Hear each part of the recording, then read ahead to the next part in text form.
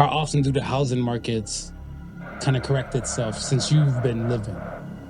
Do you think that some people create content just to give people depression and anxiety? How real is pillow talk? The Podical Sons.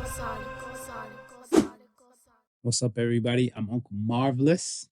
And I'm not your average Joseph. And we are the Podical Sons. So let's start the show. Like, comment, subscribe, all the above, all streaming platforms possible. Podical Sons podcast. On all the socials, Podical Sons is there. And you can see these faces on YouTube. You can see them and stuff on Spotify. And you can just stop by and say hi with some comments. Hello. This show hilariously inappropriate but intellectual beyond belief. So let's start the damn show. How you feeling today? I am feeling good, Marv. How you feeling? Fucking great. Well rested? Well rested. Well rested. Yo. Easy like Sunday morning / afternoon. That's Sunday afternoon, heading into the evening. Yeah, I was like, what's going on? I don't even know left and right now, but I'm ready to take on the world, whatever. Good. So yes, man, like, comment, subscribe. We are here. Let's enjoy. What brought you joy this week, man? Let's start with that first. First and foremost. That's our new Pledge of Allegiance. Yes. I was sitting with the team that I'm in some developments with for apps and seeing my vision starting to take form as far Ain't that as dope? Ain't that dope? Yeah. I always dig moments and stuff like that. And I think especially with me now, like I want to say like evolve to the point where I'm savoring shit. Yeah. It's kind of like, don't you say to yourself, well, I would say to myself like, shit, this was just a joke or just a conversation. Yeah. And now I'm here. Yeah. Then you get further past that. Be like, shit, it was just a joke and conversation. Now I'm here. Like I look at that even with the podcast. Right. Because it's like, I remember, when you had your condo at the time, you're like, yo, want to come hot? And I'm like, let me holler at you. You come check me and stuff for them. I'm like, all right, cool. I got an idea. We're like, all right. And again, folks, I tell everybody and stuff for that. This was never my idea or vision. That was this man's. And he Jim Jones me, gave me the Kool-Aid. I woke up into it. But it's funny though, because the original idea came from like knowing that, okay, you've done it before. Right. So if anything, like I could tap into you as far as even if you didn't jump on a board, I could at least tap into you as a resource. And then for sure, without a doubt. But yeah, it is actually a dope feeling because I think it was like, I don't know if it was a year ago or 2 years ago, but once we got into it for a while, and it's like after he's like, the day he came to me, he's like, yo, Smooth. Yeah, I see it. I see what you were talking about and so forth like that. And it's funny because I was gonna say, even before you even mentioned the whole podcast thing, it's like when I'm on and the whole thing, just like how it's dope seeing the vision come together, is like when other people see it, right? So it's like when I'm talking to what do you mean? When I'm talking to the developer, and he's saying he's executing what my thoughts and stuff like that, but he's also saying, and I thought of this. So now it's not just me thinking of ideas, you know what I mean? It's like he sees where it can go. Now he has other people, and the other input is starting to plug into it and help it take a little form. So that was really dope. That was Thursday's call, man. Ran home and made sure, because the last time I was on a call, for some reason Zoom don't like my computer setup, so I had to reconfigure, rejig. I don't know, Microsoft. We don't have to talk about that. No. It'd be Google that be saucing you. Google be saucing me too. Google normally sauces you, whatever. I'm like, Microsoft. I was like, Microsoft sauce you? Like, shit, they don't like you. You better jump onto these AI bots and machines and stuff, whatever, and just rage against the machine. But I mean, when you're doing like meetings and stuff like that virtually, what is it? Is it mostly Teams or is it mostly Zooms for you? Keep it a Zoom for buck. you? It's most of the time it's Zoom. It's most of the time It's Zoom. Zoom. I want to say like even like earlier in the week I had a meeting and stuff like that. Whatever. That was Zoom. I think I had a meeting and stuff whatever probably about into March a few weeks back. Yeah. The end of March, and that was Teams. But all the other meetings and stuff I've had for the year, Zoom. Yeah. Zoom.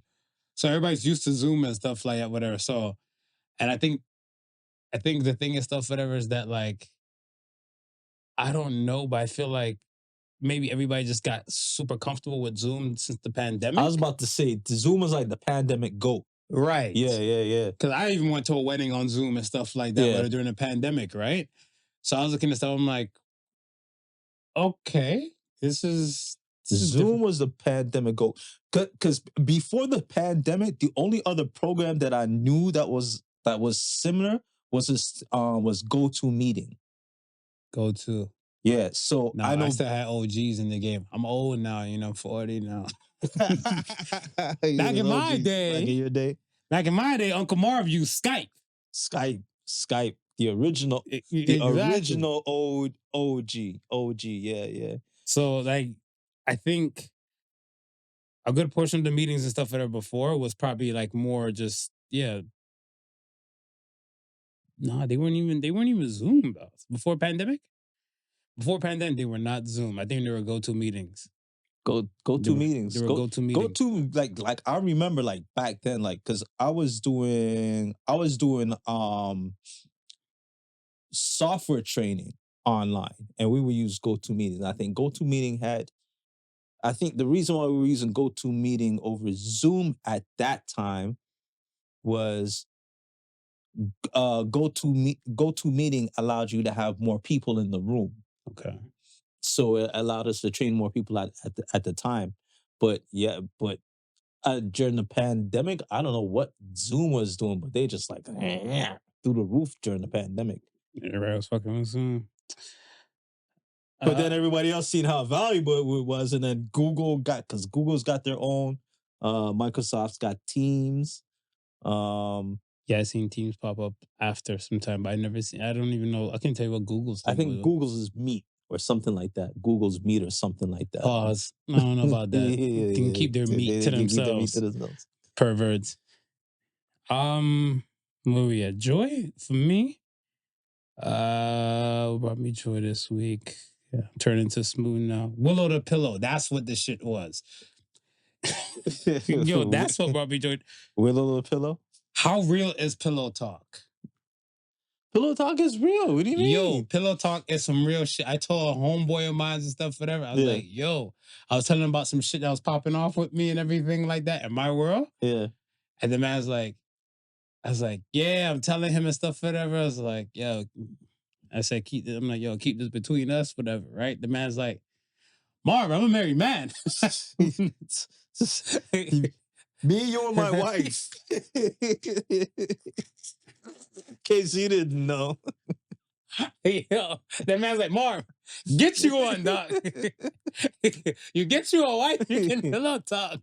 He's like, you don't pillow talk with our girlfriend. No, you need at least, like, I want to say, like a 3 to 4 year relationship mark. Yeah. To quantify. No, there's got to be some sort of oath. An oath has to have taken place for the pillow talk to commence. There has to be some sort of something contractual saying that you're liable for whatever you're about to hear. The man, when he said this stuff, I never really paid attention. He's like, yo, he's like, think about this, man. He's like, remember when Drake's information came out about his little kid?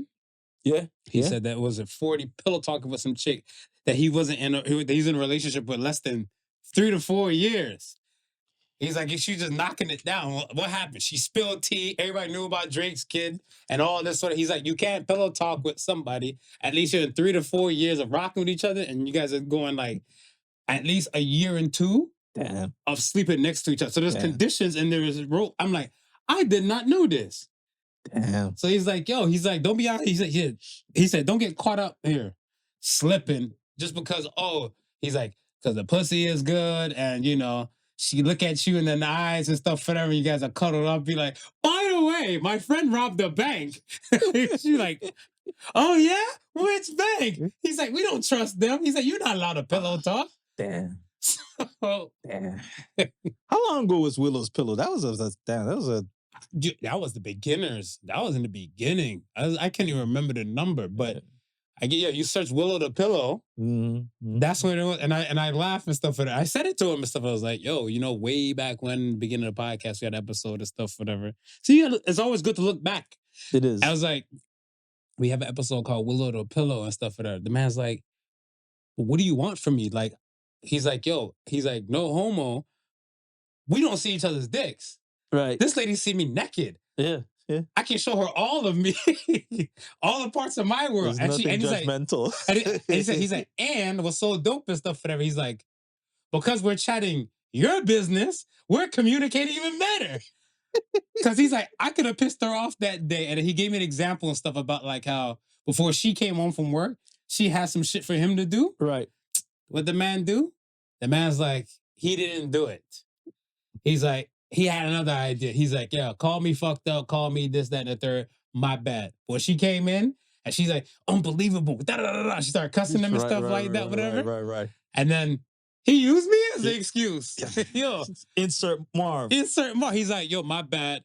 Marv got me distracted. It got me caught up. She's like, what happened to Marv? And she's like, oh my God. No way. You know what? Some people, blah, blah, blah, blah, blah, blah, blah, blah. I'm like, yo, so that's what we do? You pillow talking to your wife? He's like, pillow talk. That's what a wife is for, Marv. Pillow talk. So I was like, if you don't know now, you know. So let me ask you this. If your friend has a partner, right, you automatically assume that the partner knows your business and stuff, whatever, if they're in like a long-standing relationship? I would think if they're long-standing. How long-standing? That's what I'm saying. This is where him and I start talking about like the quantity and the time. Because let's say, you know, your guy or your boy and stuff with her has like a relationship going on and stuff with her, and it might be, let's say, 1 to 2 years and stuff like that. You don't expect the tea. No. Okay. Not that's 2 years. Maybe past the 3rd year mark. Right. So that's what we're saying. Yeah. If you're in a 3-year relationship and stuff, whatever. Yeah. Your business is now our business on this side, whatever. Yeah. It's all wrapped up into one. He's like, what he said?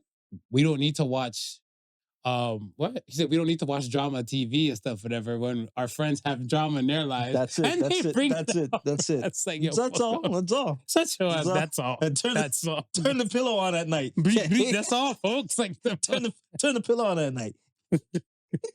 Yeah, entering the pillow talk zone. What the fuck?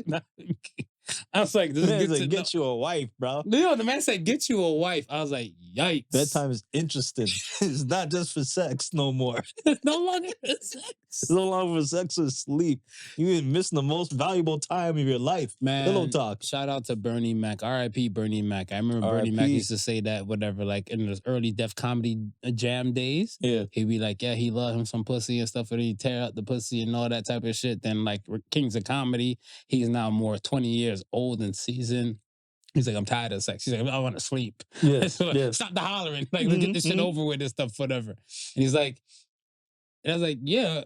When back to my boy, he was just killing me and stuff. He was just dying. He's like, yo, boss. He's like, nah, I kind of dig and stuff. The fact that, like, he's like, he'll get ready to go to sleep. He's like, all right, because he goes to bed early, right? Like, he put a parameter up to me. He's like, don't call me after 9.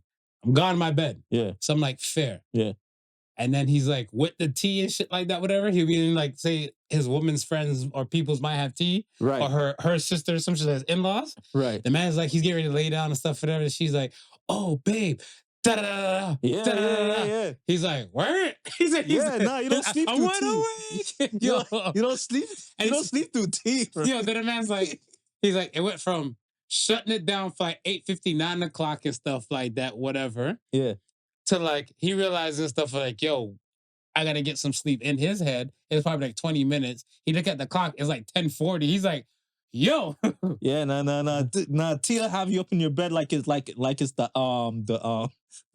the psychiatrist couch. You know, be on the headboard like this, your feet straight, your hands folded, looking over your wife, pillow talking away. The man was boo-booed up, man. The man was boo-booed up in his bed. He said probably had the blanket up there to his neck. Yeah. And he's there with his head turned, just like no, it's get ready to sleep, and then like everything came up. He's sitting up. He's like, whoa. Hold on, bro. Yeah, no, Sound like Whack 100. Hold on, bro. No, it's a session. On Paru. Hold on, bro. And he's like, it's a session now. If you don't know now, you know. He's like, man, get you a wife, Mar. So I was like, well, I'm working on it. I was like, I'm working on it. All right, man. Let's cook with these topics. No, let's get to the polls. All right. First polls of the week. So first poll of the week was tariffs. Buy now or buy later. What do you got? Ooh, I got buy now. I had buy now. Yeah. But everybody said 83% said buy later. Why would you think they say buy? Okay, so tell me why you say buy now. I want to hear your thoughts on that. I say buy now because I think there's gonna be a scarcity coming soon. Same. Because I feel like for me, with I seen the stuff, whatever, like if everything's gonna be in-house, like more things gonna be in-house stuff to like, let's say America, so to speak, and stuff, right? Right. I do believe that you're gonna go from a time where I heard iPhones could even jump because like how they do most of the things and stuff in China. Yeah. When that's gonna change. Yeah. And if that's gonna change, if you're paying like $1,500 for an iPhone now, baby, I mean 3 to 4 racks is gonna be your new iPhone price and stuff if it's built in America, right? Right. So I was looking at them like, let's get all of that to prevent the scarcity and stuff to kind of come in. And then when these new prices and everything roll out, yeah, hopefully you're not screwed with no lubrication. Yeah. So what do you think the people would say later though?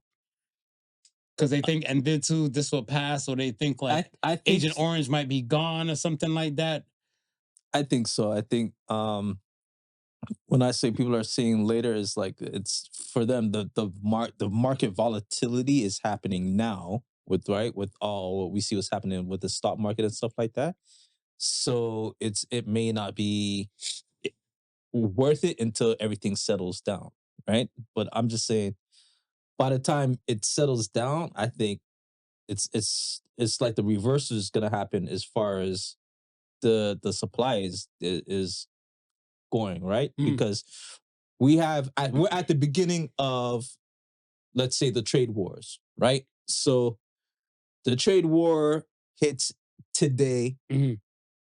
Yesterday's price is not today's price. But there's still stuff. But there's still stuff that was bought from yesterday at that price, right?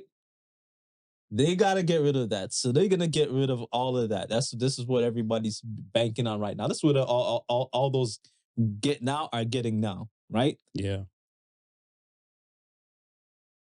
When the recession hits, the first thing is gonna hit is the supply chain. Okay. Right? I can confirm that. They gotta refigure out everything now.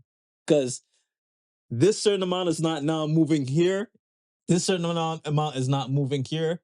How do we disperse everything? Right? So now these stores are not gonna get as much as they should get. Right?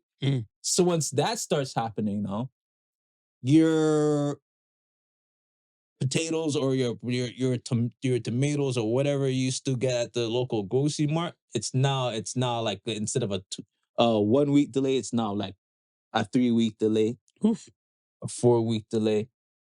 And this is just one crop, right? This is just one commodity. What about everything else that crosses borders that is subjected to tariffs? Right. So that's what I'm saying. Yeah. No. They might find out it may settle in the long run as far as, prices wise, but it's still going to be high. It'll settle at a high point. And not only will it settle at a high point, it'll be the scarcity. For me, I think at that point. I feel like it'll be a reevaluation if like you get to a point where you're like, okay, now this is the new price, SMRP. Yeah. Right. And do you still want it? Right. Because like with this new price and stuff, you're like, well, back in my day, or even like not even say that, like a year ago, Yeah. it was one type of price. Do I still really want it that bad? Do I need? It's a want or need now. There has to be some sort of wage increase, Marv. I don't see it working any other way. But the companies and stuff are even stifling and stuff too. That like and from what I've been hearing and stuff from me do my research and stuff from to and fro. Yeah. Like it was crazy. I saw like a whole bunch of I want to say either more social media in any case. Right. There was a news reporter just talking about so many people in America struggling to survive. Yeah.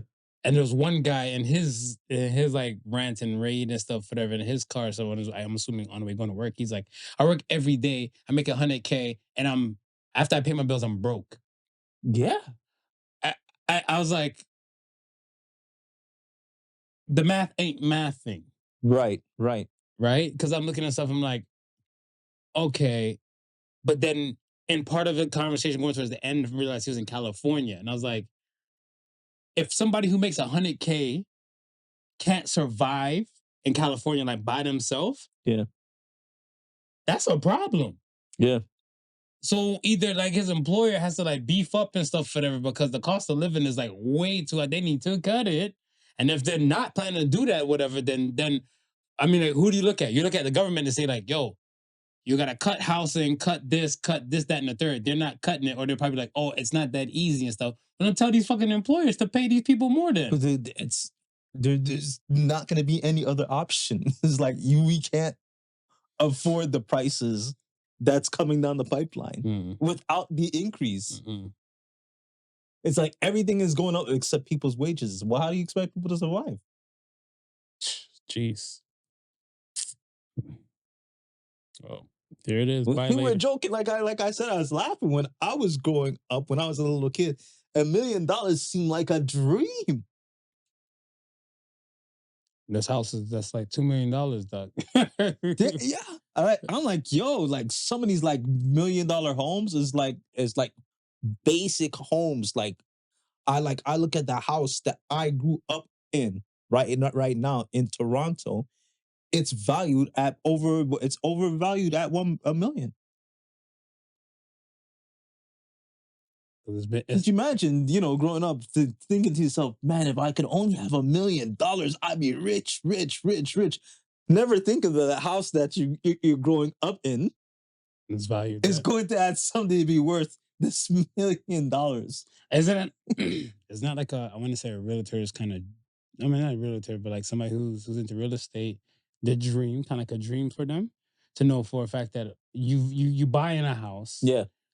And years down the line and stuff, many years down the line and stuff, it went from you spent this amount and now you realize it quadrupled like after a time and stuff, whatever. Doesn't that like normally the dream? Yeah, that's what you would hope to happen, right? But I think that type of commodity, the way how inflation works, that dream doesn't last forever, right? Because the prices go up. It's more expensive to go in. It's not like you bought your house at $150,000 in like maybe the early 70s, in mid to early 70s. He bought us a little small house for $180,000 back then, because that's what maybe a house was going for. To that same location where that house is today is now worth $2 million. Yeah. That's a real estate investor's dream, right? But if you buy that house today at $2 million, sounds like a nightmare, Doug. That's a nightmare. And think that you're gonna get because who knows? Like it's it can go up, but how much more up can it go up before it has to come down? Like we can't keep building these places for people not to be able to live in them, bro. It's like it's at some point, the price will have to come down. The greed is real. Right? At some point, the price has to come down. The greed is real, though. So when the price comes down now, imagine now you're buying one of these houses that they're already overinflated, like the prices. these $2 million houses, what you see, it's not worth $2 million. You know, it's not even worth the one, right? But it's what the market is dictating now. But when the market corrects itself, what do you do now? Now you're stuck with this house that you overbought. It's funny when you said the market corrects itself. How often would you say, and I'm not looking at you like an economist and everything like that, but I want to say from your eyes and stuff, how often do the housing markets kind of correct itself since you've been living? Like, does it happen often? Does it happen sparingly? Does it happen like maybe once every catastrophic event? Because I look at it stuff as where the recession was the people's time and stuff to kind of like, I guess the market finding a way to kind of correct itself then. Yeah. Right. But since then and stuff, whatever, the pandemic, I want to say, from what I've seen and what I understood and stuff is that, a lot of people couldn't work. So they couldn't pay a lot of bills and stuff like that, whatever. But I don't think that even the market got corrected even then. Right. So how often would you say that the correction and stuff tends to happen? I would say probably in our lifetime, maybe once or twice. Oh, yeah. So that's not a lot to bet on then. No, it's not. Yeah. I'm about to say a broken clock is right at least twice a day. Yeah. And if it's not more than that, whatever, well, I'm not really depending on it or hoping on because it. It takes takes time for the market to correct itself. What happened if the Dodge coin? We will see. All right. Now the next question of the week was, are people living in a simulation by choice? And 89% said yes. Ooh. Do you agree? A simulation by choice. Yeah, they're living in a simulation by choice. I don't know if I agree with that. Okay. Yeah. Talk about it. I'll tell you why I said yes. Yeah. So I'm on the yes side on this one, where I find that in order for a lot of people to kind of keep their sanity, they have to find their world to plug into. Right. In like today's world. Because I want to say, again, but even, Agent Orange and stuff at the helm and stuff over there, I don't think a lot of people even envisioned that to happen the first time. Yeah. Much less to happen a second time, right? Yeah. Excuse me. And now you have people kind of retreating and stuff into their own world, especially like when it comes to social medias and everything like that. So let's say, for example, well, I'll try to use myself as an example. So I like looking at, let's say, dark humor. Things that you said, people make the world go round. I follow this thing called People Make the World Go Round. Right. And of course, things for like autism, stuff pertaining to like my son. And let's say a few news kind of things and stuff, whatever. I know in Canada we got clapped with a few of them. Right. But it's kind of like, I want to say, social media, by like social media standards, they're not news outlets, but they're actually like online news information kind of places and stuff, whatever, that's still dancing under the radar, right? Okay. Yeah. So you're still kind of getting informed. If we're looking at just those things, I'm stuck with just those things anytime I log in and log out of. Because these are what's popping up in my algorithm. This is popping up and stuff that I follow. Yeah. So I'm just constantly plugged in. So if they say, like, let's say, for example, even like an anime thing, whatever, they're like, new anime season is dropping and stuff, whatever, like, next week, are you ready and stuff? And like, oh, shit. Now I'm just plugged into my world. Right. And I look at it stuff as like, it still doesn't find like the real world outside the digital landscape. Yeah. Some people find happiness in the digital landscape and stuff. We were talking about the metaverse and stuff like that the other day, right? Yeah. And I look at it stuff as like, yo, there's more people mad invested into the social media platforms and stuff where like they're plugging in like 4 or 5 times stuff in a day at work. Yeah. Just to get like a peace of mind or a break or whatever from the harsh terms of reality. You might be broke or you might not have $10 in your bank account, but you can probably get these free ass jokes. You get this information and stuff, whatever, on your plug up point. Yeah. That's why I say yes. Yeah. Oh, you agree? No, I say no because I think because the fact that they even think that they're in a simulation means like the simulation was created and then they just happen to be put in it. So I don't think it's by choice. I think the choice in the simulation is the illusion because there's so much of it. But I think with each of those choices, I think that they can, safely, after studying the human race over hundreds of thousands of years, safely predict patterns of certain things when they put it in front of us, right? So, But I think within a certain construct, I think we're kind of guided and we're kind of directed, and we believe we have the maybe we have the illusion, right, of like maybe a certain choice, but maybe just how the book is written, and it always comes to mind those you remember those pick your own adventure books?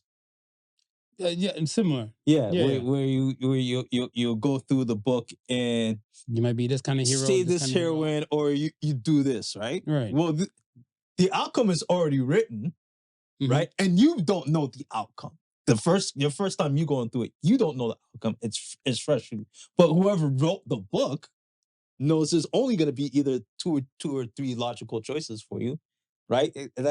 Those are the only endings to this book.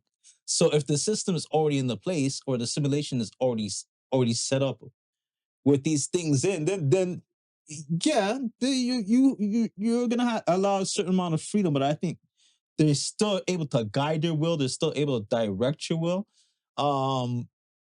With me and with you, it'll be even with what we digest. As much as we try to separate the coloration from it, it will be colored to a certain degree, and that'll be okay because it'll be our it'll be our tribe. Then let's see at that point. Even though we're open to certain things, we still have our core beliefs, right? So it'll be our tribe with our core beliefs, but at the end of the day, it's still our core beliefs, and there's still a wider world out there outside of that, right? So, but then we always talk. It's okay. You and I always talk, especially in the past or even years ago and stuff, on this same show about people. There's there's a truth. Right. There's reality. Right. And then people living in their own truth, personal truth. Yes. Right. I look at it stuff as where some people might be in a tribe where like they can't decipher and stuff like the real from the hyper real. Right. Right. Because and like the come to mind and stuff for like when we discussed it back then and stuff, whatever. And there's no shade to the ladies and stuff, whatever, but it's kind of like, yo, the women who said like about the no man can take them to like a cheesecake factory or like, a cheap date or something along those lines. Yes. Oh yes. Right. So when you're in that space and stuff, whatever, there's like a group of like those women, right, like together, like, yeah, what the fuck? Like I'm worth more than this, that, and the third, whatever. Be like, the truth is, person can feed you for like $20. Yes. A decent meal for like $20, US, Canadian, on this side of the world. Yes. But you choose, or the person and stuff, or they're thinking that like, no, the minimum they should do on me is $50.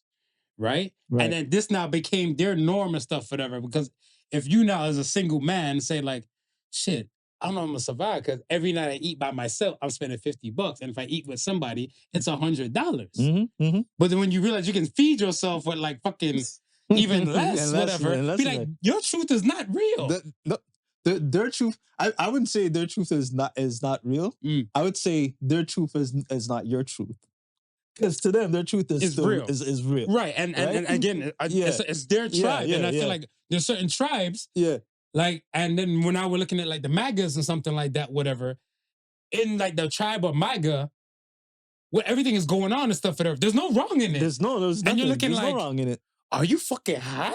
No, there's no wrong in it. But then, so that's what I'm saying. Like, I don't think people can decipher like the real from the hyper real anymore. Yeah. Because the simulation process, whatever, right? I want to say, like, when you're going back to a little bit what you were saying, bit by bit, yes, I do believe in stuff that the people and their tribe will find something and stuff to say, like, all right, well, they're doing this, we'll do this. Right. Right. But in this, I call it antisocial world we live in, because, there's people and stuff. They claim they don't like people, Right. but they know deep down inside they can't function without fucking people. And then now America's saying screw the rest of you. well, America's saying screw the rest of the world. Well, okay, we even look at Canada. Okay, let's look at Canada and stuff, whatever, right? I look at it stuff as where, how many people do you know, like, let's say on a personal level, or even, let's say, like, for course of years, Right.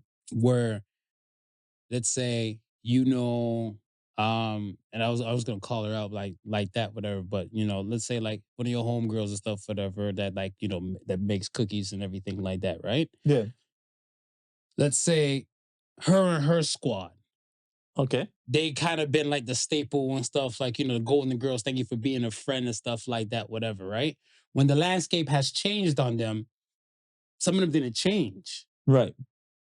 And the times and stuff, whatever, like, came to, all right, now you got to adjust. Now you got to fix up and stuff, whatever. They're like, no, they're still stuck doing the same thing. Right. And now they're looking and they're like, oh, I'll never find a good man. Right. You didn't change when the landscape changed. Right. Because you're living in this sense of hyper reality and stuff, for like, what I'm saying and what I'm doing and stuff is right. My tribe is saying this and stuff like that.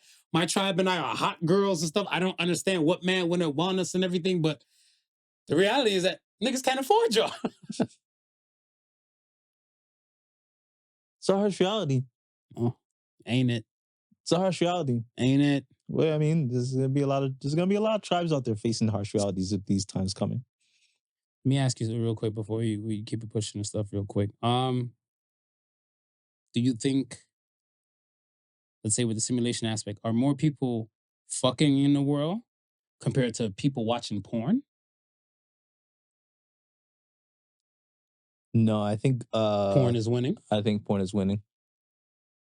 And that's the simulation kind of effect. Yeah, I think porn is definitely winning. I don't think the government guided anybody to go to Pornhub and like fatfat.com or some shit like that. Not yet. Not yet. Not yet. Nah. No. If it didn't happen yet, we were whatever. talking about this the other day when we were doing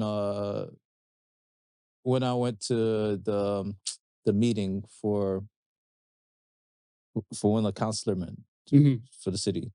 And one of the questions we were talking about were just AI and sex toys, and how they're gonna start putting intelligence in some of these dolls and so forth like that. As they should. Right? And I think one of the questions was, why? Why would they do it? What would be the need for something like that? And one of the guys was saying, well, what about all the incels who, for some reason or another, can't just get themselves just a regular woman, right? And he goes, think about in places like India. Okay. Where mass rape is like that's a thing over there. Like, you know what I mean? Like, places like that. It's like friggin' horny men who don't know what to do with themselves. So, as a government now, you get them these sex dolls and say, hey, you don't need to rape a woman. You don't need to be addicted to porn. Here's your companion. You're free to do whatever you want to do with your companion. Leave regular women alone.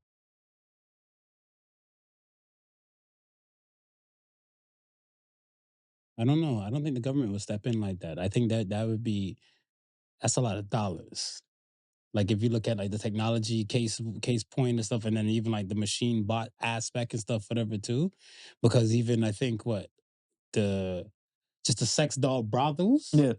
is even a problem to like fully get across, like I want to say like worldwide, right? When sex dolls have been made for eons. Yeah. Yeah. Right. And I look at it as stuff as where if I'm the government now, who do I use to say I'm going to give this person like I'm taking tax dollars or what? Like how am I getting these funds to go buy set person and stuff, a mechanical machine to go hump on whatever when we have roads to fix or other things and stuff like that. I don't believe the government will step in and stuff to that. I won't Yeah. bet on that. Yeah. Because I'm thinking of stuff that the government would just look at something and stuff as like it's cheaper to let you catch a case. Yeah.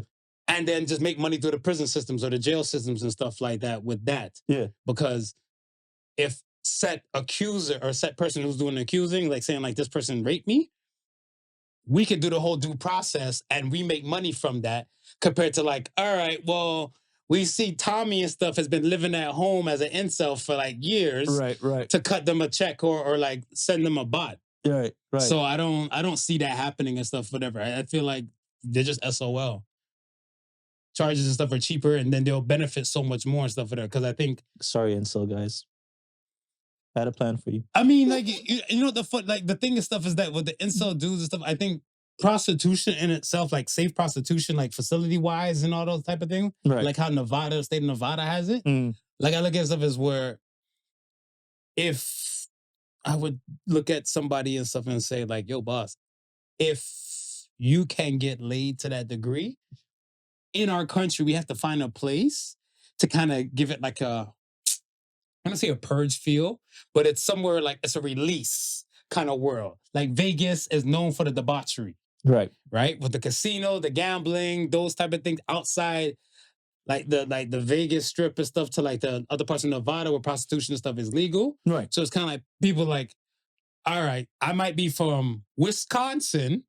Prostitution, I can't get a prostitute there and stuff, whatever. However, I can kind of let my inhibitions go when I touch down in Nevada. Yeah, right. Like they have somewhere and stuff, and I feel like the countries and stuff should like say like, all right, you know what? This will be the place. Like even my homeboys would tell me, my Filipino homeboys and stuff tell me like in the Philippines they have a place called Angeles City. Yeah. And he's like, the debauchery goes down there. Right. I was like, for real? He's like, yeah. You gotta be about your wits. You might get like a she-male. Right. At an event, you could probably scoop a 12-year-old if you're into that pedophilia type of shit. Yeah. And all this type of stuff. I was like, damn, why the government don't shut that shit down? He's like, yo, you gotta understand, people will flock from north and south to get to this place because this is the place where like they can kind of cut loose. Right. And kind of like be a little freer and stuff like that, whatever, right? He's like, how is it? And then he brought up Dubai in the conversation and stuff. And he's like, think about all the people and stuff here that smoke weed. Yeah. Then they want to go on vacation to Dubai where you can't smoke weed. Right. Do you really want to go to Dubai now? Because now some of your inhibitions or your free up shit, whatever, you're looking like you just want to go somewhere, smoke a spliff, lay out on the beach, probably get your dick sucked and everything like that in public. There's no PDA type of situation like that. You can't say you're gonna fuck some fucking chick and stuff out in the open like that. That's not happening in that country. Right. So you're like, where do you go? Right. And a lot of people and stuff look at like, they need to like look at stuff and say like, yo, we need a place where we can break free. If we're leaving the full country and stuff, like remember some of the pedophile people, they were known to go to Thailand and stuff for like the young boys. They were known to go to islands. They were islands. Yo, shout out to Jeff. R.I.P. Jeff. Islands. He's down on the ground looking up and stuff, looking like you bastards are still talking about me to this day. Yes. Podical Son still talking about you, Jeffrey Epstein. Like there's gonna be places and stuff like for that. The debauchery and the free up shit were Fantasy Island. Who's it? Tattoo. And Mr. Work. Yeah. It's a scary place. It's a different place. This I wanted to jump in on the China thing real quick, and then it's still pertaining to cooking. But did you see the Chinese I want to say AI simulation about how America to make America better again? their campaign the, out there. Because at first I didn't think it was Chinese. I thought like somebody just fucked around. yeah. But then when I went looking into stuff, they're like, no, like they're kind of like, I don't want to say campaign, but I want to say it's like a countrywide kind of thing. Look like, oh, this is how America's gonna make themselves great again. They're gonna have fat, obese bastards sewing up shit, trying to really America. And I was looking like, you're cold-blooded, China. You're cold-blooded. It's true, but you're cold-blooded. Yeah. I feel like most of those type of jobs would be, you should give like them sewing kind of textile kind of jobs. Yeah. Hopefully to the older people who more the sitting will be their thing, but like their dexterity in their hands over a period of time tends to deteriorate, whatever, right? Yeah. So other than that, I don't really see, like, even looking at the campaign video that they had, whatever, like big people, obese people working these factory jobs to make this happen. Man, Go ahead. like I said last week, man, I think it's just a ruse, man. I think they're bringing all these jobs home. I think AI is gonna be doing all that shit. I agree. I think it's coming home. They're gonna it's not gonna be profitable the way how they envisioned it. So they're gonna say, well, in order for it to be profitable, we're gonna have to make machinery do all this work. So more than half the workforce, what they intend on, or who thinks they might be working, and when the dust settles, you ain't gonna be working, bro. You ain't gonna be working, bro. They're bringing those jobs home for AI stuff to do it. Elon in the right spot. Tesla bots is gonna be working, bro. I was like, well, fun time on the news. Oh, with the news, you know how more and more people are not watching the news, but they're taking the news in on their social medias, going back to, like you were saying, like in their own reality space and stuff like that, right? Right. Do you believe that, you know, let's say, are journalists still needed today? Yes. Why? When you know a few people and stuff don't watch news and everything like that, and from what you know of the landscape of the world so far, tell me why. I don't think people watch structured news. Talk about But it. I still think there's one or two. I still think there's one or two. So wait, no, define structured news first. Structured news like your CNN, your CBC, like all your news outlets that bring you 24 or whatever around the world 24/7, right? But I think now, just like how we're going to, like how we're saying how people are now going to social media, they're now finding people who they feel like they can trust. Like they like. But those people might not be a journalist. No, they might not be a journalist. So journalism, I'm not looking at it as in like a traditional sense, like you went to school for it. But like, if you're like going above and beyond to like get the information, vet whatever sources that you can possibly. You know that's not happening though, because even like, let's look at some of a powerful force like Joe Rogan. Yeah. Right. And no shade to Joe, but I look at it stuff as where, like the ivermectin, like there's so many other things and stuff, whatever. Like he doesn't even subscribe to, like, let's say the Bible. Right. Some people won't even subscribe to the Bible, but Joe Rogan is their Bible. Right. Yeah. So I look at it stuff and I'm like, let's say if I'm taking it to Joe Rogan, like clip or two and stuff, whatever, I haven't digested like a full show in like eons. I think whenever the Brilliant Idiots went on there, that was the last time I watched the Joe Rogan show. And I'm looking at stuff, I'm like, yo, they were smoking spliffs, doing all of this type of stuff, and not saying my journalists and stuff, whatever, like a Diane Sawyer or what's my girl, Donna Friesen. Like, you know, out here, like, you know, probably having a spliff or two and a glass of wine on their time and stuff, whatever.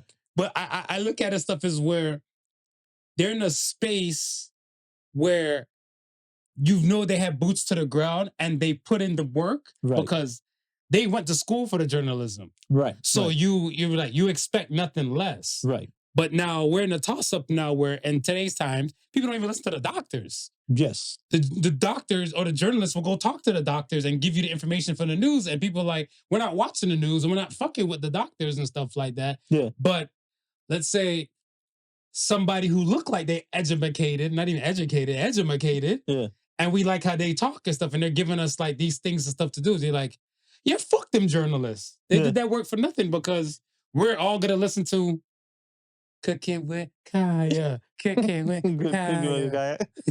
They gonna cuss me today. Yeah, the landscape is definitely filled with those specific types. Yeah. But I also feel like there's within the landscape too, there's also those who actually respect the craft, right? And we do. I'll speak for myself. Yeah. I'll speak for myself. Yeah. Ain't no way I'm gonna feel comfortable talking about any topic or something like this on the show. Right. If it hasn't like cooked, or let's say if it's developing too many times, because my beef with the news, right. The only beef I have with the news that I looked at it with, and I'll ask you too, is that the news doesn't do a lot of follow-up stuff. No. That's my only issue with the news and stuff, whatever, right? So if you're gonna give me like the fluff, I prefer you not to really give me the fluff, but something you've already covered to kind of give back and like fill in the space of stuff like something. So let's say, for example, disgruntled neighbors had beef and one person ran over another person and stuff with a car or whatever, right? Right.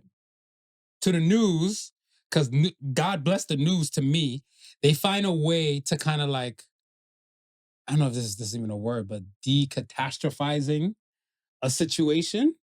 So they're like, they'll say something like, oh, a man was hit by a car or a woman was hit by a car and stuff like that from somebody in the neighborhood and stuff like that, whatever, right? Right. And everything like that. Police are looking in to see what happened. Right. Done. Right. That's done. Social media now, we'll be like, we got the tape. We gonna show you the person getting ran over. And like, it's depressing. It's giving you anxiety. Right. And I'm looking at like the news and stuff, whatever. You used to always find ways to kind of decompress from that shit. Yeah. To kind of like, let's catastrophize it and stuff, whatever. Social media is giving you like full steam ahead. Yeah. And then now with the things stuff with social media is things of they want to be first without fact checking shit. Yeah. Like even like this week, the young lady, I don't know if you've seen her, who got the 2-piece combo from the chick she was interviewing and stuff, whatever, and left her bleeding. No, I don't think I've seen it. So she's in. So I forget her name. It's Samantha something and stuff, whatever. Right? She has this kind of YouTube following and podcasts, and it's more like with political, I'm gonna say right views, and they're more leaning right. And when she'll do these interviews or talk to people and stuff, whatever, she's enraging the people. Right. Okay. Right. So when she's talking to them, she's kind of enraging them and stuff, whatever. Right. So I'm looking at stuff and was like, I think there's a line between, let's say, a Barbara Walters like pressing, somebody and stuff to be like, yo, why are you like this? Or like, how do you find comfort and stuff like that in this? Right. And there's like so many things Barbara could say on camera from the things that she couldn't say on camera. Where then with this, they look like, no, we're giving you the raw deal, Holyfield and stuff, whatever. And then like, she's talking to the chick about abortion rights and abortion laws and stuff like that. And the one part in the interview, like I employ people to go look at it, like I said, but it's like a situation where she's like, oh, so you think the government should fit the bill for unwanted babies? And then she's like, yeah, Planned Parenthood, they should. So he's like, so if there's unwanted kids, the government should just kill them off and stuff, whatever. I didn't say that. Right. But she said, but you were saying and stuff, the government should fit the bill to kill those unwanted babies for these mothers that are pregnant and stuff. How about not having sex? And the woman's like, yo, boss, it's very hard to tell, like even young, horny teenagers not to have sex when they're just going through bodily changes and feelings and shit like that. So the chick had enough and just gave her like a 2-piece Popeyes coming, hit her with a 2 quick piece, and then like left her leaking. Yeah. The dude recording, apparently they're married now. Yeah. Like the interviewer and the guy. So the cameraman is like following the chick and she's like, suck my dick. And I was looking like, ew, are you Transformer? Like, I don't know. And then like, she's walking down the street and stuff, and I'm not giving the fucks and everything like that. But now the chick who got, went back, he's an asshole, by the way. Right. He left his wife yeah. to go follow the lady, Yeah. not to like restrain her, stop her. He doing it's a Jerry Springer move. Yeah, it's just Jerry, just the kid. But the camera work? Yeah. Bitch ass mayate. You call yourself a husband. It's a Jerry Springer move. And then like he goes back to his wife. You see her leaking and everything, and then they have their own other little footage pieces of her like. I think they're in the car with the police, trying to find the lady who hit her and everything whatever, right? And now the chick who got hit, she's on like her little press run tour now, whatever. Like, yeah, people just hit me and everything. Be like, yo, boo. You try to look like a journalist and stuff, whatever. I want to say that even as a podcaster and stuff, whatever, journalism is a different kind of vibe, but I do make sure stuff because I kind of grew up and have respect for that craft. Yeah. Why I always try to come correct as much as possible here. Yeah. I'm not saying a lot of things to enrage people, but I know what stuff is that when it comes to anything, you are a man that I can have a lot of these conversations with and these wild talks, and much as I think the podcast landscape gives it opportunity to like play with creativity. Right. Because we are still content creators and stuff, whatever, to an aspect and everything. If you get enraged by us and stuff, whatever, remember, hilariously inappropriate, but intellectual beyond belief. Right. We're giving you a disclaimer even when you start the show. Yeah. So it's looking like it's not far from what we're talking about, whatever. We're not journalists. No. But we still try to get as much as possible. As much as possible. To the root and the source and stuff of it. Where a lot of places, they're not doing it. It's just speaking of straight anecdotal shit coming from like out of the hoo-ha and like stuff might not even be real. Like even like when you were talking about earlier with the Indian and the rape thing and stuff, and I'm like, in my head, I'm like, I don't even know which country has the most rapes. Yeah. But I'm like, it could be, but I don't want to say correlation is not causation. Right. Right? Because I'm looking like, it's like India has the highest population and stuff in the world now. And yeah, they beat China. They passed China now? They passed China, baby. They passed China and stuff. And then I'm looking at them like, if the numbers are right, possibility, because a lot of those cases we hear when they get leaked through and stuff over here and stuff, whatever too, right? Yeah. Are we checking if they're linked to actual news, or is it just someone said something and then it's more anecdotal? Right. The journalists will kind of separate that, whatever. But if we were to come out here and stuff and say like, this is the top country in the world that has the most rape and everything like that, whatever. Yeah. And then you'd be like, no, you're not. You guys are liars and everything. We have to sit with that. Yeah. A lot of the people and stuff in the landscapes and stuff today, like I look at it as like somebody like, let's say a Charlemagne, for example, and stuff. Charlemagne has been punched and jumped for shit he has said and stuff, whatever, on those things. A lot of these peoples and stuff, they're in a safe landscape where they're not getting touched and they shooting the shit. Somebody's out here saying like, fuck that midget Marv and everything like that, and fuck everything he stands for and all the above. And I'm like, okay, cool. But why? For the things that I said, is it wrong? Is it far off from it? If the numbers are a little slightly off and skewed and stuff, could things change? Apologies. Yeah. We're not perfect. Right. But in any case, closer to the mark, it still will always win. Right. Yeah. A lot of them now are looking at stuff as like, no. We got to like what you say. And if we don't like what you say, you're a problem. They like what people like Rogan and stuff, but they have to say, it's gospel. So we're in the landscape and stuff like the news ain't going to be the news. And all of that overgeneralization shit is going to lead a lot of people they have depression and anxiety now from the news. Yeah. Do you think that some people create content just to give people depression and anxiety? Sure. Really? Yeah. So why not? Why? Why do you think that? Because I think it's twofold. I think people are creating content, and I think deep down people are looking for content like that, even though they know it's going to cause them anxiety and all that. Yeesh. Yeah, I know it's weird, right? But it's like back in the days, like I remember they used to have these VHS cassettes. I'm really dating myself. That's okay. We're both old. VHS cassettes, and on the VHS cassettes there was like it would be like really like morbid stuff, like people like cutting heads off or. There you go. I was gonna say that too when you like back in my day. I was like, the beheading videos. Yeah. You had people who actually wanted to see that content. And they didn't go away. And this type of content is more accessible than it ever was. Yeah. Okay. Yeah, you're right.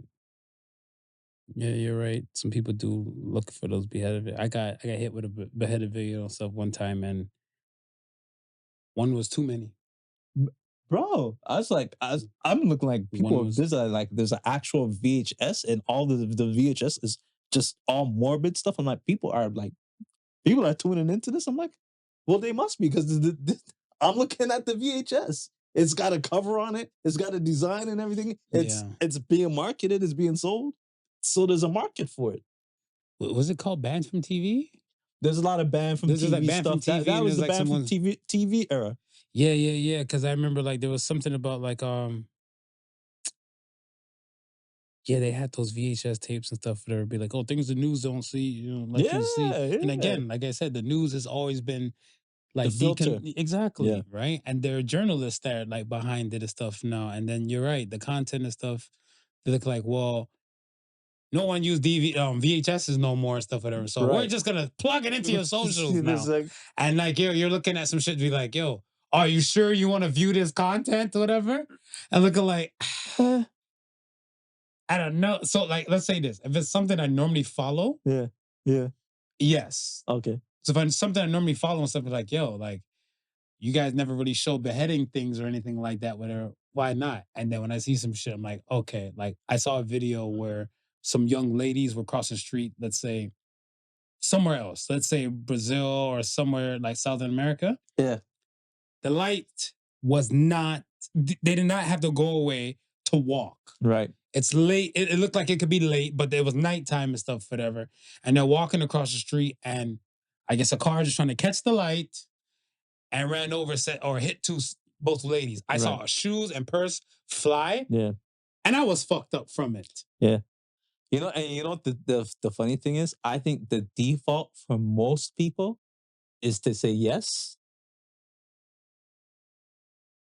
with the thought of, if it's too much to handle, they can scroll, or they can look away, they can move away quickly from whatever is being shown. Mm-hmm. But they rather risk seeing what's there than to miss out.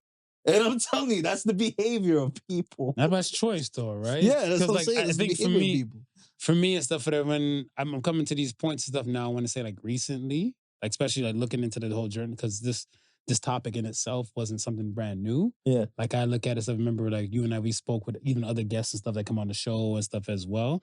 I was just there, and I'm looking at them like, when I come to some of these things, now I'm not looking at these things. Right. Even if I'm going onto the websites or the other blogs and stuff, whatever, to kind of look for information and stuff, whatever. When I see this person did this and then they died, that's a no to me. Right. I don't want to see anybody dying. Right. Right? So I will, my automatic is a no now when it comes to death. Yeah. But I get exactly where you're coming from and stuff, because if you're just trigger happy and stuff, it's still your choice. And that's still on you. Yeah. So I don't really think it's stuff like, if I put a cake in front of you and stuff, and I'm like, yo, do you want some cake? Yes or no? And you're like, well, the cake's in front of me. No, fucker, you still have a choice. You still have a choice. But they might look like, well, he put the cake in front of me, or he put the video in front of me, so I might as well just watch it. No, you had a choice. You like to digest this type of content or this type of thing, whatever. They like it, they love it, and that's what the person who's providing it is betting on. That you don't have the willpower to say no. To say no. And they know. Okay. Before we move on for this news thing and stuff, whatever, what do you think the news is missing to get people watching again? What do you think the news could do for you? Because I know you're an avid news watcher and stuff like that, right? And I told you my beef and stuff is that there's more follow-ups. You know what it's missing to me, I think? A little more lightheartedness. I think there was when I was growing up, I think there was a balance. What? A bit more balance. Talk about it. Where you had the serious news stories. You had the you had the weather, but a portion of it Mhm. will be something like heartfelt or heartwarming or something like a pick me upper. It wasn't just like total gloom. And I know they do it now, but I don't think they do it as often as they did when I was a kid growing up watching news. I agree with you, but because and my thoughts on that when I looked at that aspect by itself, Yeah, the news is trying to shift to like what social media is doing. is doing right. And I think some places are trying to get that whole stay in your lane aspect, Yeah, where it's kind of like there could be a good news outlet, or let's say a local news.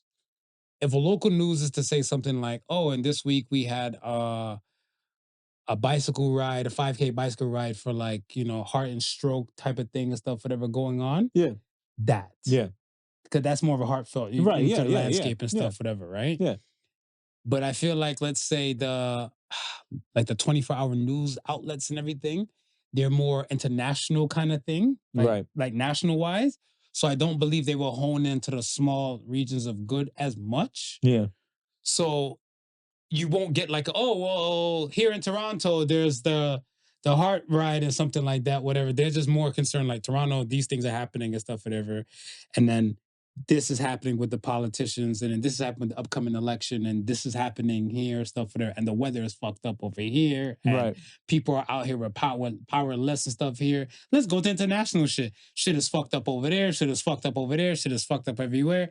And we're gonna repeat this for another hour and change until we have a breaking news where a plane probably go down, and then it's more fucked up and stuff, right? Yeah, yeah, That fluff or that happiness thing hasn't like there's a happiness factor wasn't really needed so much for social media world. right. And these people look like, we need to keep up with social media. No, stay in your lane.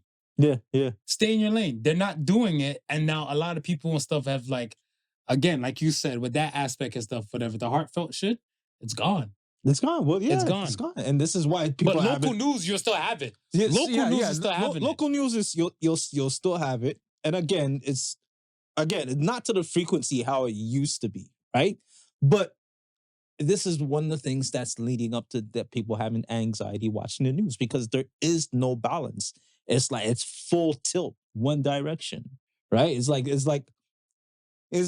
you got on the roller coaster and it just keeps going up. You don't get that going down. Cost of living is going up. Ain't nothing coming back down.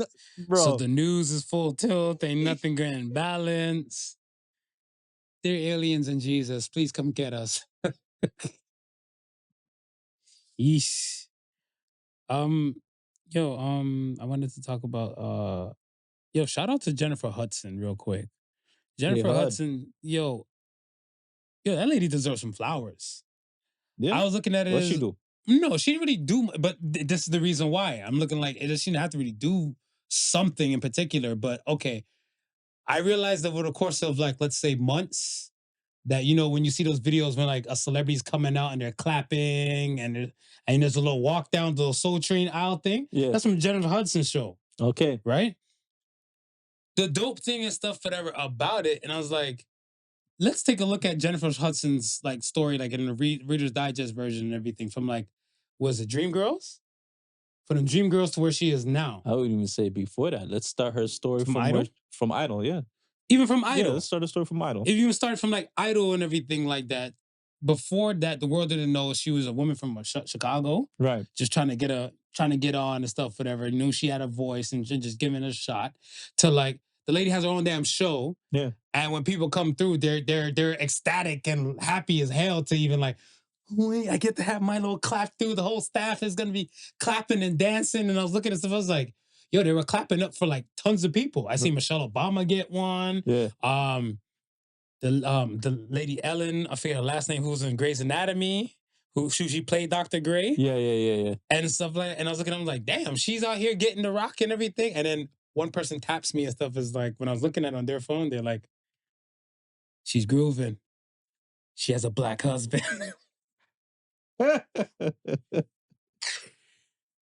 So I said, I was like, she recognized the groove, did you? yeah. So it had me. I was looking like,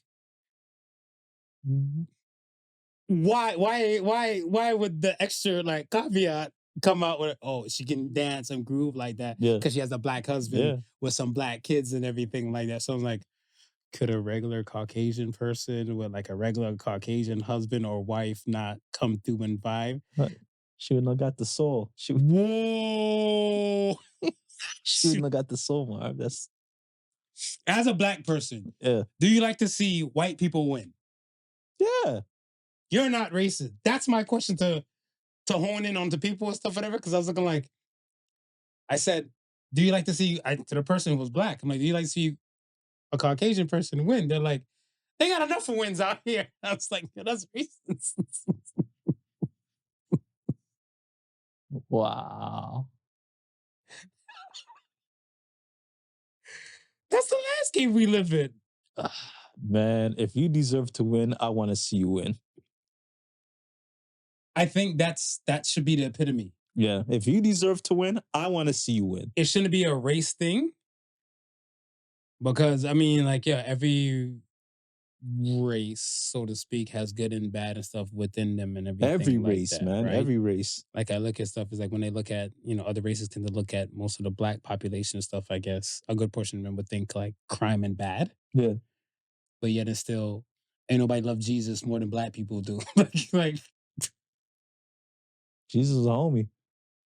So I look at it stuff as where you're going to get, what's his name again? Dylan Roof.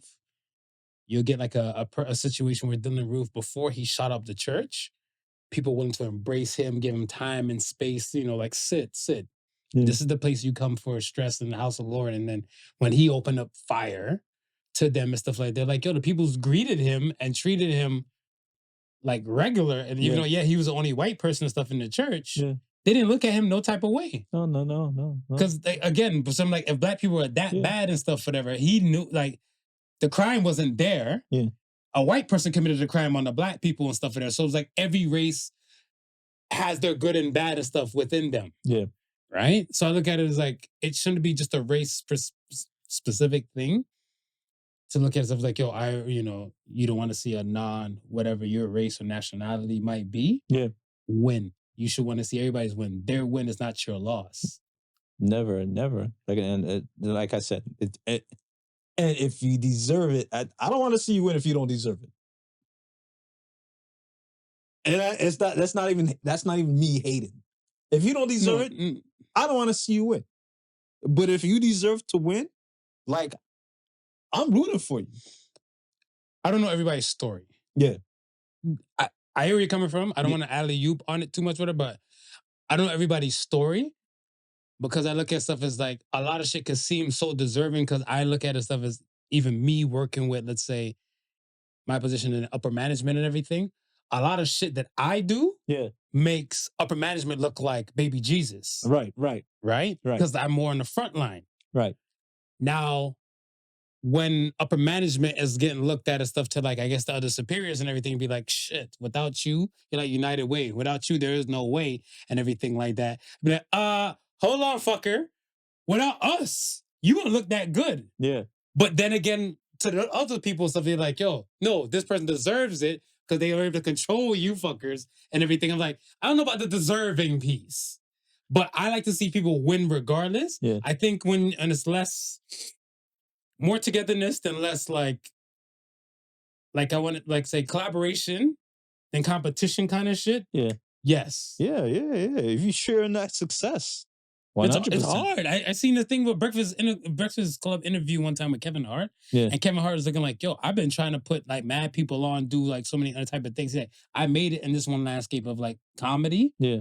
To a degree where I can do shit to the level of stuff where I am now. That's why I'm just constantly plug other people into stuff for them. I'm like, yo, which is good. All right. I'm like, could we get more people like that besides like the comedy aspect and stuff, whatever? It's kind of like, like the business entrepreneurship. Like, if somebody made a business and stuff for them, say their business made them like say $1 billion and stuff, whatever, pour back into your area and say to yourself, like, yo, you know what? I made it nice and stuff, whatever. Let me see if I can talk to community people and see, like, you know, who has something ideal, something that might possibly bubble. I think that's what it is. I think it's really it's the outreach. I think it's definitely the outreach, because I don't think you as a person would probably know more than 4 to 5 people who will truly be successful in doing what they're doing. That is very true. That is very true. Yeah. So if you and that's not even a high number. It's not a high number. It's not a high number at all, right? Shit. And in some circles, it's going to be even lower, right? So you doing what you have done to make it, understand that there might be maybe 2 or 3 people around you who have that potential. Your purpose now is to go find other people with that potential and put them on, right?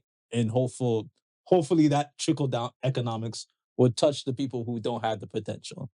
But I think that's the problem. What we suffer is, like, we trying to get our people involved, but our people are not the right people for the roles. Woo. Say that again. We're trying to get our people involved, but our people are not the right people for those roles. Facts. Right? And so, and then you think about MC Hammer about that all the time. I saw the MC Hammer documentary or the docu movie thing and stuff long time ago. Yeah. The man said, Hammer, I can't rap, I can't sing, I can't dance, but I'm willing to do anything to make this money. Yeah. And Hammer gave people those jobs. And that's part of the reason why Hammer's money situation took place. That's exactly what took place. You're putting the wrong people in the positions. Put the wrong people in the wrong position, and then that's what's gonna happen. That's what's gonna definitely bite you, man. So, you know, I can see Kevin wanting to make these people or wanting to put these people on, but you can only do so much for a person. And they gotta be able to do the rest for themselves. And if they can't do that part, then it's in vain what you've done. Right. Let's get to the question of the week, man. Question of the week. Question of the week is, what do you still dream about? And when I'm saying it like that, it's more on the, let's say, the future, the goods, and those things and stuff. Because I look at it as where we're getting older. Yeah. And I look at it as where, as a child, your dreams would probably be like exponential. Right. And they would probably just like go far to, like, let's say you've been a music man, and I don't know, I'm not speaking for you, but you probably had a moment of stuff where you probably looked at, like, maybe this DJing thing at the time will probably take off to like a place, and then you dreamt big for that. Right. Then when it came to you being a musician, you had dreams for that, to kind of take off to some places and stuff, whatever, right? Right. And so forth. So, like, what do you still dream about? Consider the fact that, like, you know, you're a man of 50. I don't want to put your business out there like that, but yeah, no. It's you came to a part where you once were a child having, let's say, I don't want to say impossible dreams, but like dreams that had no direction and guidance. Right. To, like, now you're a solid man now, that even in, like, you know, again, when you're awake and having conversations and stuff with people, you know your ideology, you know your thought process and all that type of stuff now. A lot of things you're not jaded to. What do you still dream about that's like positive? I still dream towards a day where I can wake up and not have to worry about like anything. Like, I don't have to worry. I can wake up and just live the day. Just do whatever I want for that day. And on your time. On my time. And not worry about, like, I want that. Let's share that dream. Yeah. Let's share that dream. I don't have to worry about, like, where the next dollar's coming from. Like, where I'm gonna live. Like same. If I want something, whether it's gonna hurt me to buy it or not, like, I just want to be able to wake up and just live. You know what I mean? Just like that's my that like those are like my ultimate dreams. Like I don't have to be, and I don't have to have all the money in the world to do that. Of course not. Right? Like I just financial freedom is a hell of a thing. It's a hell of a thing. It's a hell of a thing. Mm-hmm. Right? And just that, I think just that is just a peace of mind in itself. And I think that'll allow me to be, I think the other day, and I think that's what I was kind of trying to allude to last week when I was talking about me being a better person to help the world. I think if I'm in a state like that where I don't have to worry about, and like I don't have to get up and worry about what I need to do for myself today, because that's everything is already taken care of, then I can focus on, well, who can I help then? If right, going back to what you're saying earlier about like, help putting on people and stuff. Right. Yeah. But if you're not at that moment and stuff, I look at it stuff as where it's not a pipe dream, it's a dream, but it hasn't like crossed over to the reality. And then that's why I looked at it stuff as where us being like, let's say, older adults, I don't want to speak for like the demographic that listens to the show, right? But I look at it stuff as where, let's say, for most part, they're probably, let's say, mid-20s to like 50s, 50-ish and stuff like that, whatever they'll listen to the show. Right. And like them to look at themselves and say like, yo, as a child, I used to dream about these things to look forward to the positive and everything like that. When you wake up, let's say if a child had a dream like, I want to be a firefighter. Okay, great. Are you doing this physical testing? Did you put out an application now that you're awake? Or what are you doing to work towards that dream? Right. And if you know in your heart of hearts, whatever, this is like to everybody, it's a general thing. If you know in your heart of hearts and stuff that you're actually like, you dreamt about this, you feel like this might be a nice dream or a good way to live and stuff, whatever. And as you're awake, you're trying to make these moves and stuff to make it like that and stuff, whatever, then you're good. Yeah. But I think when you're not making the moves and stuff, whatever, it still makes it a dream. Yeah. So that's the thing and stuff, whatever. Because I look at it stuff as like, if we're going back on last week, that's Ask the Sun's question, wasn't it? Right? I think it was. I think so.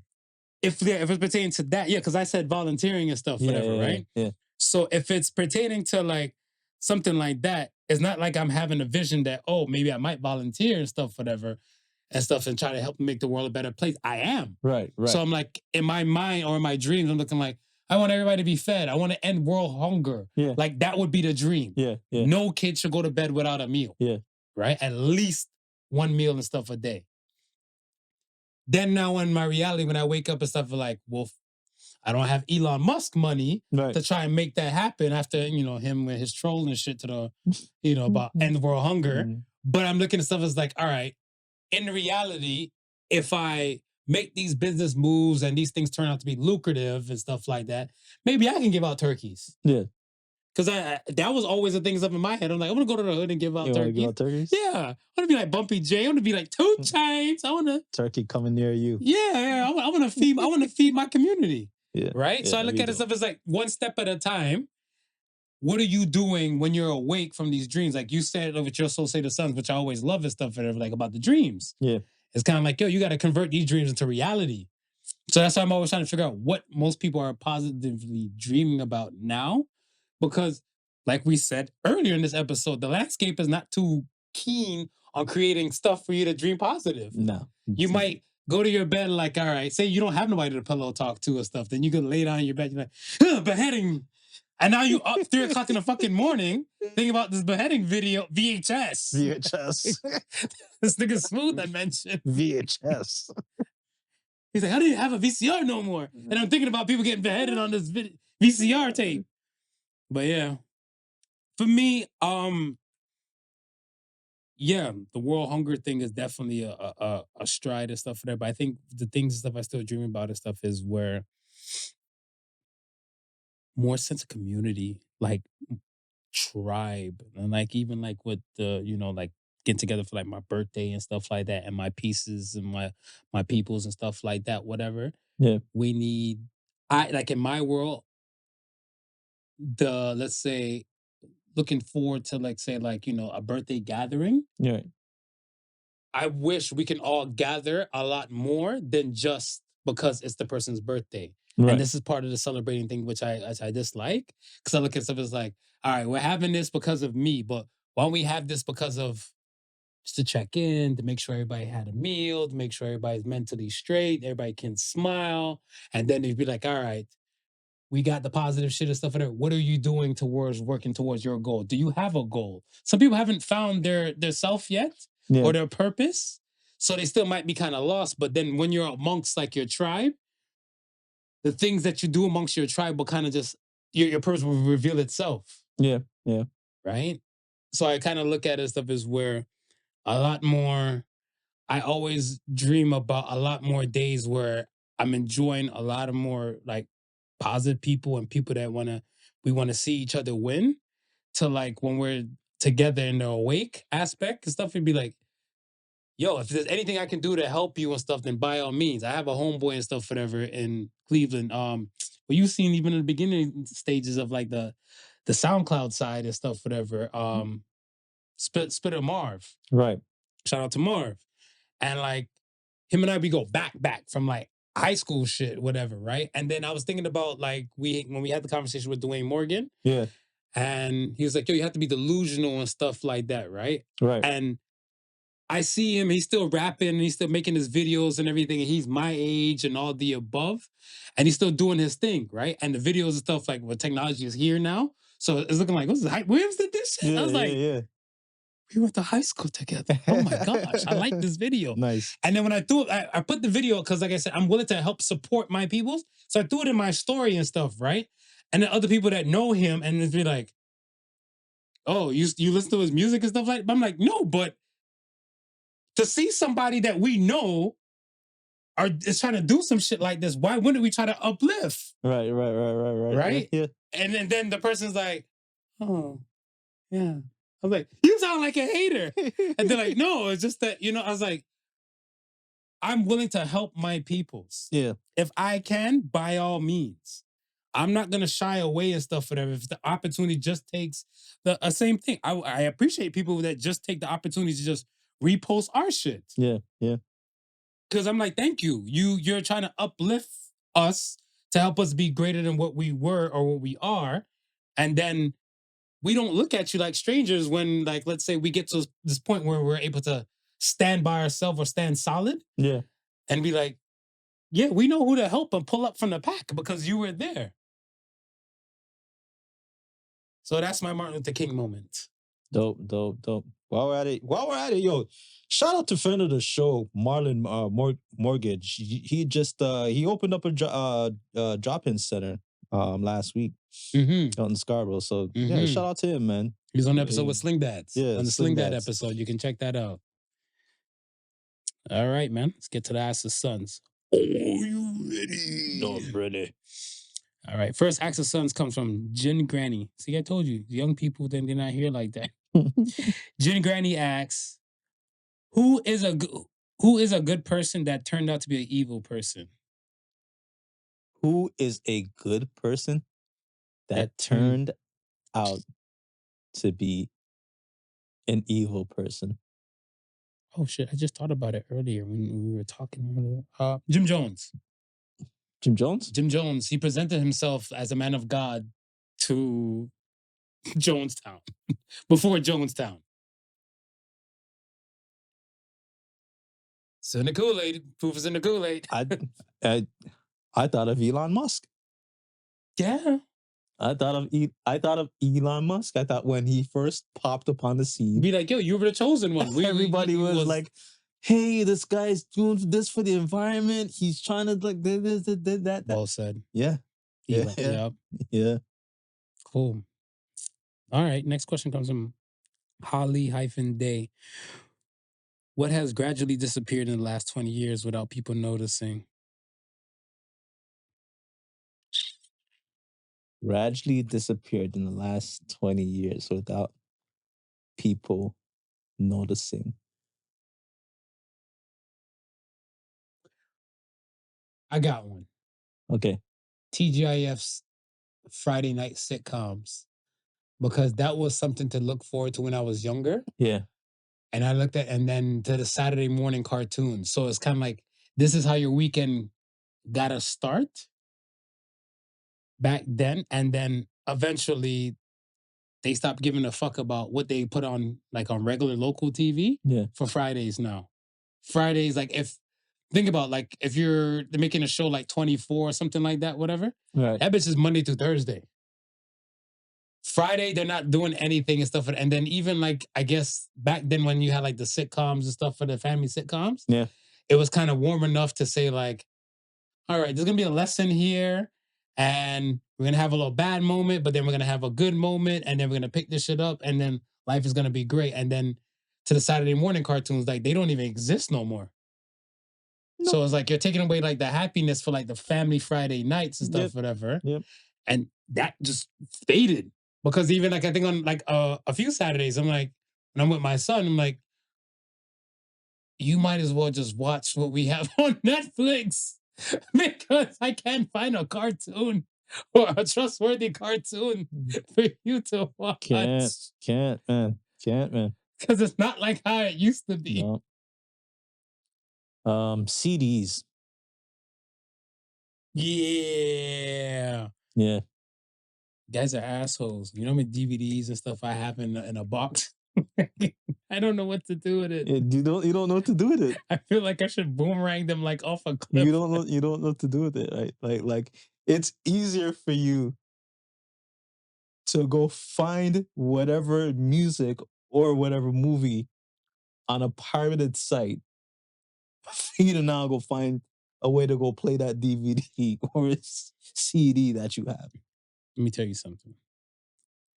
Tom, this is how my feelings got crushed the other day. So I found an old Nas CD, right? Right. And I was like, oh shit.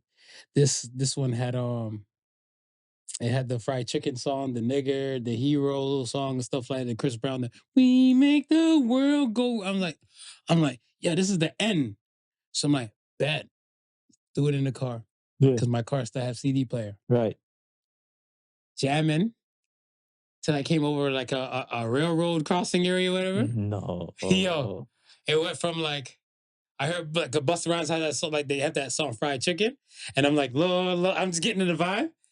And then like it went, and I was like, so I'm going to just turn this off and I'm just going to turn on my streaming platform. So that therefore, whatever the fuck I drive over is not interrupting my vibe. So CDs. It's real out here. Damn. It's heartbreaking. Smooth. You're a mean guy. Yeah. Last question comes from Peachy Punk. What is something you'll never buy, even it was discounted by 99%?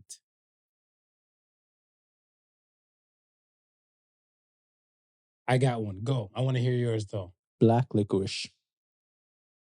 Really? You dislike black licorice that bad? Yeah. Should buy a bottle of black Sambuca for your bitch ass. No, black Sambuca. I'll do. It's licorice. Well, it's pretty much black licorice. This guy. I think it's the alcohol part that entices me in the blacks in the Sambuca. So you're getting past the licorice taste to be like, I'll be righteous in the next few minutes. Fucking guy, that's hilarious. For me, OnlyFans. OnlyFans? And there's no shade to the OnlyFans creators and stuff whatever, but I feel that like if I'm gonna spend my dollars on those content creators and stuff, whatever, when I know there's places where porn is still free, I'm sorry. You can have whosoever, Cardi B or whatever celebrity and stuff, be like, yo, their sex tape is only on OnlyFans. I'm like, put the hackers on it, make it free. So I would never pay for an OnlyFans subscription. Because like I said, the whole thought process of it is so costly to me. You like one person, you might spend like $5 a month for one person. What if you like more? What if you got a flavor for a lot of things and stuff like that? But there's so much free sites. I don't get it. That's what I'm saying. I don't understand. That's what I've been saying the whole damn time. I don't understand. We are here. And then Reddit got all the hacked OnlyFans pages. Shout out to my new landscape, my new platform I live at. All the hacked only fan pages. Why are you still You like my paying? background on my phone? Reddit. Yo. Yo. I just look at it, so I was like, I always had this concept, I think, as a, let's say, an entrepreneur coming from the internet landscape, I should be able to, like, once I pay for the internet itself, or like, you know, my between my ISP, everything on the internet should be free to me. I believe that. Okay. I think that if you're gonna purchase, like, let's say, clothes or like, you know, things and items and stuff, whatever, no. I Right. get that, because now we don't need brick and mortar places and stuff anymore. So a lot of places and stuff might be just that. Right. Right. But tell me, like, I don't know, like, and you might feel a different type of way, like, especially being a music man and stuff, whatever, right? Because especially music people, they're like, you know, they dislike bootleggers. Right. They dislike bootleggers, and they're not making as much money as ever they would and stuff because the people are bootlegging their shit. But I'm looking like, if your shit is A1 quality, I'm coming out to your show. Yeah. So without a doubt, you're still gonna make this money, and I'm still gonna rep you. Yeah. Regardless and stuff. I may have bought a copyrighted version of like your thing, or probably downloaded it illegally or something like that, whatever. But for me to like say, like, you know, if I don't know, we'll go back to the CD thing. If I made a bootleg CD and stuff, whatever, I'm driving around, you're like, yo, what song is this and stuff, whatever. I'm like, yo, this shit right here is fire. You need to follow all the shit that this person might do and this artist. Matter of fact, they got a show coming up. Right. You should come with, because I'm going. Right. If it's still good, it's good. Yeah. Yeah. So that aspect and stuff, whatever, I'm still for. Yeah. I agree. I think and even with your art, like an artist that you really, really like, I think if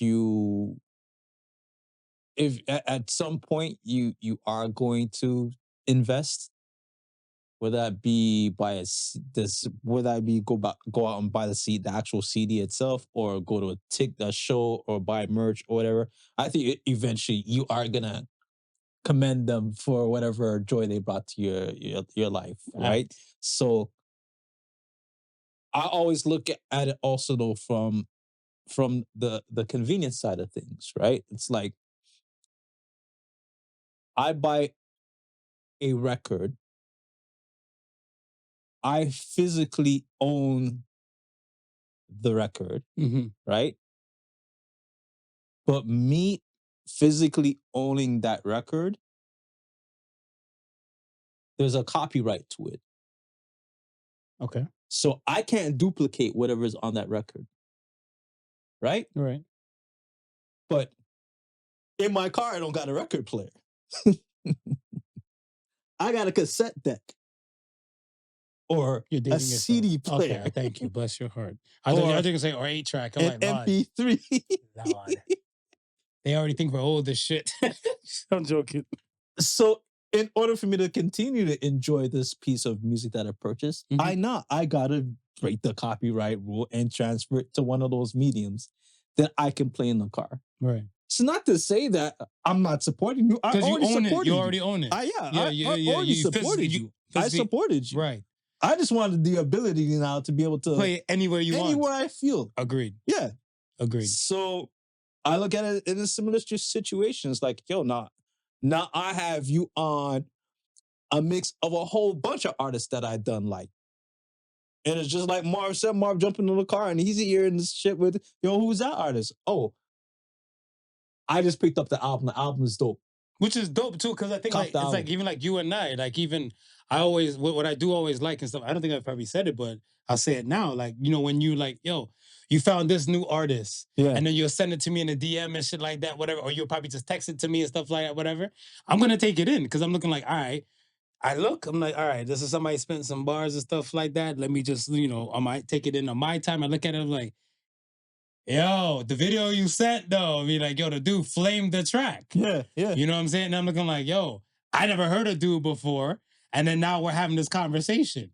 And now in my own world, I'm now probably more invested than you are. Right. In your world and Right. stuff, whatever, right? Because it's kind of like, and shout out to, let's say, Coast Contra, right? Like Coast Contra and stuff, and they went from like that one freestyle that they did to the never freestyle and stuff, whatever, to like, yo, I fucks with these people. It's like, they're in my rotation. Right. You know what I'm saying? I'm like, but then again, the streaming aspect and stuff, whatever, doesn't pay artists as much. Right. But if you really fuck with them, the physical copy and like those things and stuff go further. Or even like when you said it and stuff, and they're like, yo, they're coming and stuff. And at the time when they came the first time, I wasn't still that educated on them as much compared to like taking in as much content I take in now. Right. So if they come back around, where it'd be like, oh, okay, well, we missed the, let's say, the $30 ticket and stuff, and now they done built up a thing, and now it's a $60 ticket. I'm okay with spending the $60. Yeah. Because I looked at the stuff as like, yo, you put me on. I'm well invested now. Yeah. Fuck it. Yeah, I like it. The proof is in the pudding. It's good shit. Yeah. That aspect. All right. We are here. Let me gather the Associated Sons for this week for the folks. Close it out. Associated Sons this week says, always wear comfortable clothes when you're outside your comfort zone. So says the Sons. I believe that when you're doing things and stuff that's outside of your normal norm, make yourself as much as comfortable as possible. Yeah. Like, let's say if some people believe in like lucky socks, Yeah. lucky underwear. I've been fucking with the ducks and stuff recently and everything like that. Whatever. I have a duck I always have a duck in like every jacket now. Yeah. I'm like, I take a duck for luck. Like whatever, because you're gonna be placed in some situations stuff like you might have been just launched in a comfort zone. Yeah. And if you already don't feel comfortable and stuff, whatever, your chances of winning or staying calm, like what you were saying and stuff like that, is already decreasing. It's decreased. Right? It's decreased for sure. If you're gonna go for an interview and everything like that, yes, you want to look the part, but you still want to be comfortable and stuff to like you feel poised and relaxed. Yeah. Compared to like you're afraid you might even speak wrong or do this wrong and everything like that. Like, go comfortable as much as you can. As much as you possibly can. As much as you can. Yeah. So say the Sons, man. Always wear comfortable clothes when you're outside your comfort zone. Hey, man. I got on the jogging suit today. Right? I got the jeans that look like... I got the track pants that look like jeans. You got the track pants that look like jeans. What? Got the hoodie. I'm comfy. You comfy. I'm comfy. But I'm still in my comfort zone because we are here. Yes. This is the end, folks. Is that it? That's it. That's it. Like, comment, subscribe, all the above, all streaming platforms possible. And once again, thank you for listening to the Podical Sons podcast. Remember, the difference between genius and stupidity is that genius has its limits. We blowing kisses? I always feel like a womanizer when I blow kisses. Yeah, you feel like a womanizer. Yeah, I like. Peace and love, y'all. Y'all take care. Peace and love. The Podical Sons with Not Your Average Joseph and Sofa King Marvelous.